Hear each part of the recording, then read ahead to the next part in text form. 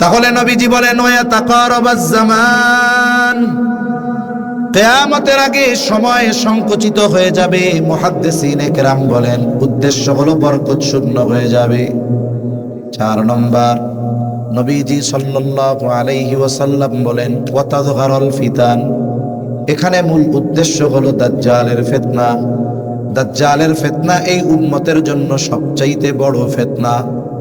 নবীজি সাল্লাল্লাহু আলাইহি ওয়াসাল্লাম উম্মতের প্রতি বড় রহম দিল আমল শিখিয়ে দিয়েছেন কেমন করে দাজ্জালের ফিতনা থেকে এই উম্মত বাঁচতে পারে। নবীজি জানিয়ে দেন, যদি কেউ জুমার দিন সূরা কাহাফ তিলাওয়াত করে, আল্লাহ তাআলা ওই তিলাওয়াতকারীকে দাজ্জালের ফিতনা থেকে হেফাজত করবে। সূরা কাহাফ বেশ বড় একটা সূরা। হয়তো অনেকে কোরআন পড়তে পারে না, পারলেও হয়তো এত বড় সূরা পড়া তার জন্য কষ্টকর।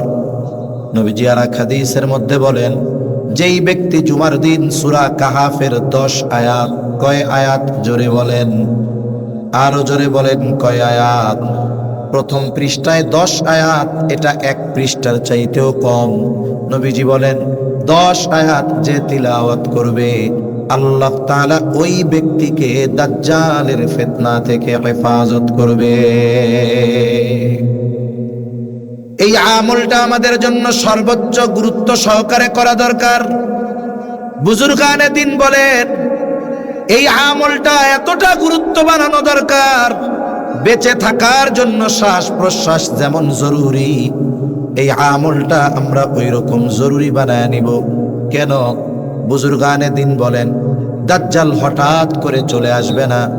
দাজ্জাল আসার আগে, দাজ্জাল আসার, দাজ্জাল আগমনের ক্ষেত্র প্রেক্ষাপট তৈরি হবে। এটা হবে একের পর এক বড় বড় ফিতনা আগমনের মাধ্যমে। ওই ফিতনাগুলোও বড় ফিতনা হবে, যেখানে সাধারণ মানুষের জন্য হক বাতিল, সত্য মিথ্যা পার্থক্য করা কঠিন হয়ে যাবে। বুজুর্গানে দিন বলেন ওই সময়ও যারা সূরা কাহাফের আমল করবে, আশা করা যায় আল্লাহ তাআলা সূরা কাহাফের আমলকারীকে দাজ্জাল আসার আগে যত ফিতনা আসবে, সূরা কাহাফের আমলকারীকে আল্লাহ তাআলা ওই সমস্ত ফিতনা থেকেও হেফাজত করবে। এজন্য জুমার দিন আমরা এই আমলটা করব কোন ইনশাআল্লাহ। আপনি পারেন না, আপনি যদি আপনার মসজিদের ইমাম সাহেবকে বলেন যে হুজুর ফিতনার জামানা, ফিতনা থেকে তো বাঁচতে মন চায়, তবে নবীজি যে আমলটা শিখাইছে তো পারি না, আপনি একটু তিলাওয়াত করে শোনান, শুনতে শুনতে আমাদের মুখস্থ হয়ে যাবে।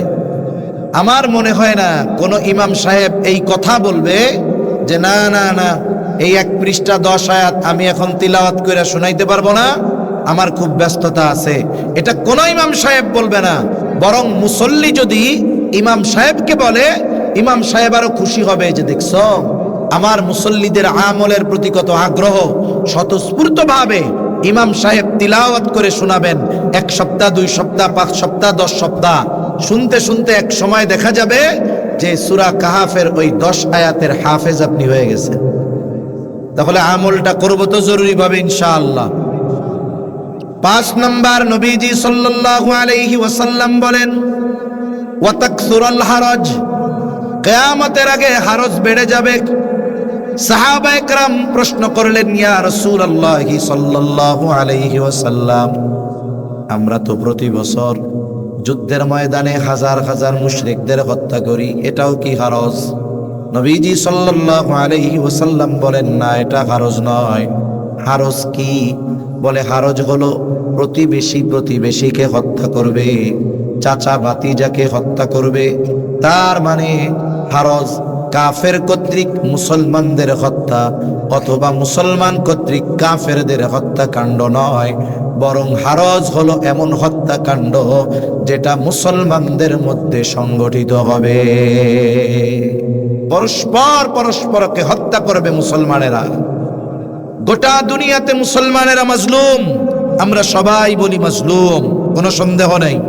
তবে বিপরীতে এটাও বাস্তব, যদি দৈনিক কাফেররা 100 মুসলমান হত্যা করে, তাহলে দেখা যাবে যে দৈনিক মুসলমানের হাতে মুসলমানের হত্যা হয়েছে এর সংখ্যা হবে মিনিমাম 1000। তাহলে দৈনিক মুসলমানদের হত্যা কাফেররা যত করে তার চাইতে মুসলমানেরা বেশি করে। ব্যক্তিগত কারণে, রাজনৈতিক কারণে, সামাজিক কারণে, অর্থনৈতিক কারণে, বিভিন্ন কারণে সমাজের মধ্যে হত্যাকাণ্ড চলতেছে, একের পর এক গোটা দুনিয়া ব্যাপী হত্যাকাণ্ড চলতেছে। অথচ প্রতিবেশী প্রতিবেশীকে হত্যা করতেছে, চাচা ভাতিজাকে হত্যা করতেছে। অথচ মুসলমান মুসলমানের সাথে সম্পর্ক কেমন হওয়া দরকার ছিল? এই সম্পর্ক হওয়ার দরকার ছিল ঈমানের সম্পর্ক। কিন্তু আফসোস, ঈমানই এই বন্ধন আমাদেরকে অটুট রাখতে পারে নাই। আমরা দুনিয়ার দলাদলি আর হানাহানির কারণে এক ভাই অপর ভাইয়ের বুকে গুলি চালাতে আমরা দ্বিধাদ্বন্দ্বে পড়ি না। অথচ নবীজি সাল্লাল্লাহু আলাইহি ওয়াসাল্লাম বলেন, সিবাবুল মুমিনি ফুসুকুন ওয়া কিতালুহু কুফর। নবীজি সাল্লাল্লাহু আলাইহি ওয়াসাল্লাম বলেন, মুমিনকে গালি দেওয়া ফাসিকি, হত্যা করা কুফরি। এটা সাধারণ কুফরির মতো কুফরি নয়। একজন মুসলমানকে অন্যায়ভাবে হত্যা করা, এটা গোটা পৃথিবীর মানুষকে হত্যা করার মতো পাপ। একজন মুসলমানের রক্তের দাম এত বেশি, অথচ মুসলিমেরা তারা মারতেছে মারুক, কিন্তু আমরা মুসলমানেরা আর এক মুসলমানকে যে মারি, এটা দ্বীনের কারণে নয়, বরং প্রত্যেকটা হত্যাকাণ্ডের মধ্যে জাগতিক স্বার্থ নিহিত থাকে। ঠিক কিনা বলেন? সম্পদের কারণে, দ্বন্দ্বের কারণে। এদেশে তো এমনও ঘটনা ঘটছে, দোকানদার বাকি 2 টাকা পায়, 2 টাকা কেন চাইলো? ওনার প্রেস্টিজে লাগছে, এই কারণে হত্যা করে ফেলছে। এ ধরনের ঘটনা আমাদের দেশে অনেক ঘটে। ঠিক কিনা বলেন? অথচ হত্যাকাণ্ড তো বহুদূর। একজন মুমিনকে গালি দেওয়াও পাপ। অথচ দেখুন, আমরা যদি আমাদের জবানকে নিয়ন্ত্রণ করতে পারতাম, প্রকৃত মুসলমানের আলামতগুলো আনতে পারতাম, তাহলে সমাজ থেকে এই ধরনের হত্যাকাণ্ড অধিকাংশ দূর হয়ে যাইত। নবীজি সাল্লাল্লাহু আলাইহি ওয়াসাল্লাম বলেন, আমরা নিজেদেরকে মুসলমান দাবি করি, কিন্তু প্রকৃত মুসলমানকে? নবীজি সাল্লাল্লাহু আলাইহি ওয়াসাল্লাম বলেন, আল মুসলিমু মান সালিমাল মুসলিমুনা মিন লিসানিহি ওয়া ইয়াদিহি। নবীজি বলেন, প্রকৃত মুসলমান হলো সে যার জবান আর হাতের অনিষ্ট থেকে অপর মুসলমান থাকে নিরাপদ। জবান আর হাতের অনিষ্ট থেকে অপর মুসলমান নিরাপদ থাকে। তাহলে জবান নিয়ন্ত্রণ, এটা প্রকৃত মুসলমান হওয়ার অন্যতম মাধ্যম। জবান নিয়ন্ত্রণ, বলে রাসূল আকরাম সাল্লাল্লাহু আলাইহি ওয়াসাল্লামের নিকট থেকে জান্নাতের গ্যারান্টি পাওয়ার অন্যতম মাধ্যম।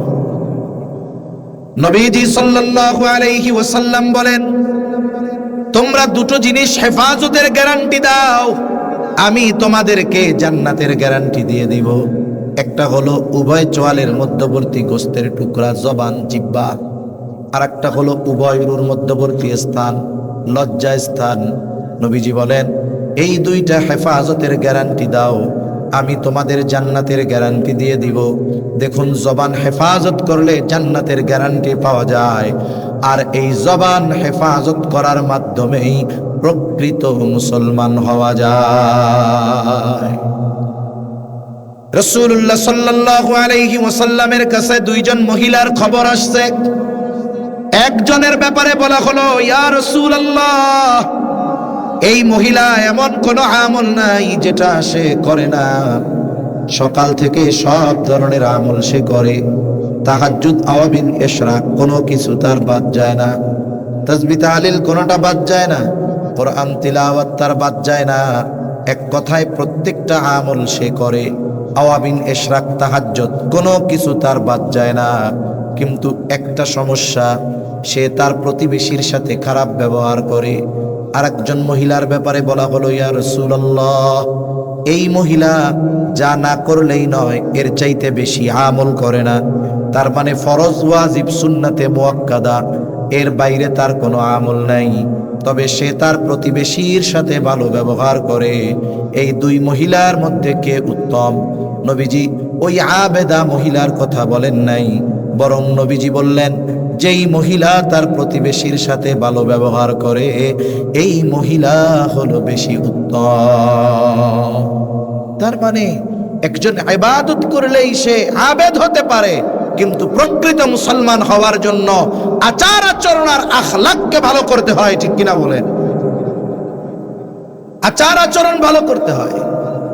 এখন যদি একজন দৈনিক রাতে 70 রাকাত তাহাজ্জুদ পড়ে, আর একজন যদি ঘুম থেকে উঠেই জায়নামাজ তালাশ করে, এর দ্বারা সে নিজেকে আবেদ বলতে পারে যে আমি তাহাজ্জুদ পড়ি 70 রাকাত, কিন্তু ওই ব্যক্তির হাত যদি মুসলমানের রক্তে রঞ্জিত হয়, আল্লাহর কসম 70 নয় 1000 রাকাত তাহাজ্জুদ পড়েও জান্নাতে যাওয়া যাবে না। এজন্য আমাদের আচার আচরণ ঠিক করতে হবে, আখলাককে উন্নত করতে হবে।